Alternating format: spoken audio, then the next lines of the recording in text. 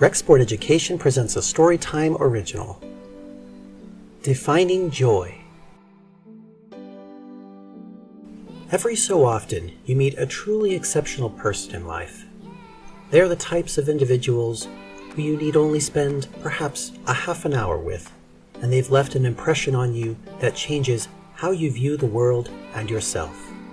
Often I found they are identified by their values and motivation that differs from the great majority of others. Often deep thinkers, they enjoy the pursuit of life's intangible wealth that is found in truth. One such friend recently challenged myself and others to a thought experiment. We sat together in the den one evening. He handed us each a notepad and pen, then asked, "What is one memory you have of joy? What did you experience, and what made it special to you?" We took our own time to reminisce and wrote out our best experiences on the pad. For myself, I thought for quite a while. There have been many experiences in my life that can be described as joy. But joy is tricky. Some memories are intermingled with other feelings, joy and sadness, sometimes even pain. But then again, other memories of joy have been fleeting, brief, or even superficial.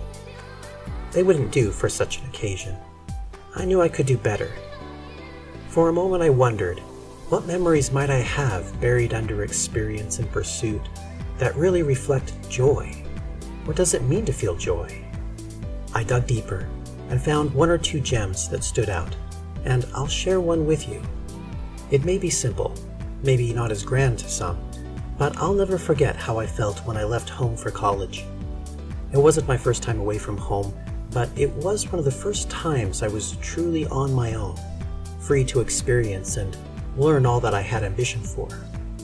I attended a private religious university, not everyone's cup of tea to be sure, but it was for me. I found myself immersed with like-minded people. There was much less to worry about and distract from my pursuits. I embraced the culture of campus life and the genuine sense of goodness and discipline found amongst the majority of the student body. There was always activity available on any given day to enrich the mind and spirit. The diverse talents of thousands of students and teachers spread out over 400 acres among 40 independent and dedicated buildings blossomed and filled the atmosphere with a satisfying richness of intellectual pursuit and spiritual glow. Only a few months earlier, I had resolved to leave home.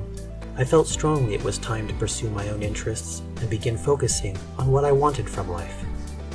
My first day, I arrived on campus by bus from the airport.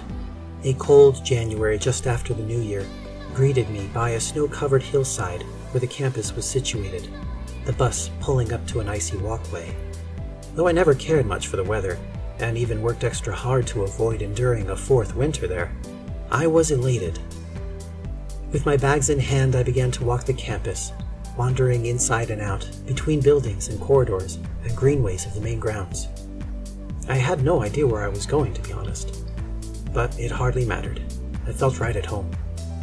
Those first few months were like waking up from a long dream, being refreshed and energized with new life and vitality. I threw myself enthusiastically into my studies and found many physical and social activities to engage in besides. Circumstances had limited the amount of interpersonal growth I had available to me at home as a youth, but here I was free to engage and learned more about myself and potential than at almost any other time. I placed my pad and pen on the floor next to me where I sat. After a moment, our friend leading this nostalgic exchange asked that we think about what we've written and see if we can't derive a definition of joy based on this memory. And so we thought, and after a time and a light exchange of views, there were many good answers given. In my own ponderant view, I first considered the joys written about in old stories, biblical accounts, and expressions of joy that are common to us. They tell us that joy is found in peace, assurance, in praise, and even worship, that joy doesn't have to be boisterous, jovial, or juvenile. Regarding my own shared memory this night, for me, in that space, at that time in my life, I felt a sense of joy in determined action for my own well-being. A sense that seemed amplified by the wisdom of principal virtues, directing each experience over the course of my college education, and I've continued to guide and direct my course these years later, and to this day. That night, I came to understand this simple definition of joy: that joy is free self-exploration, guided by true principles.